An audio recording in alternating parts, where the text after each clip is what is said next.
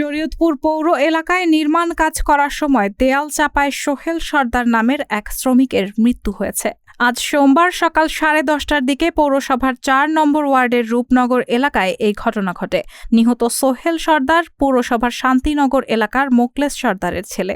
স্থানীয়রা ও পুলিশ জানায়, সোমবার সকালে রূপনগর এলাকায় চানমিয়া তস্তারের একটি ব্যবসা প্রতিষ্ঠানের দেয়াল মেরামতের কাজ করছিলেন নির্মাণ শ্রমিক সোহেল সর্দার।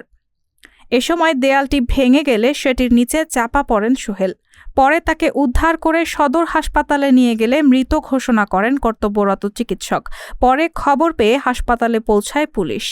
এ ব্যাপারে সদর হাসপাতালের চিকিৎসা কর্মকর্তা আব্দুল কাইয়ুম বলেন, ছেলেটিকে রক্তাক্ত অবস্থায় নিয়ে আসা হয়েছিল। পরে পরীক্ষা নিরীক্ষা করে মৃত্যুর বিষয়টি নিশ্চিত হই। জানতে চাইলে পালং মডেল থানার ভারপ্রাপ্ত কর্মকর্তা মেজবাহ উদ্দিন আহমেদ বলেন, খবর পেয়ে পুলিশ পাঠানো হয়েছে। ভুক্তভোগী পরিবারের অভিযোগ পেলে আইনি ব্যবস্থা নেওয়া হবে। রায়হানা মুন, সবার কথা।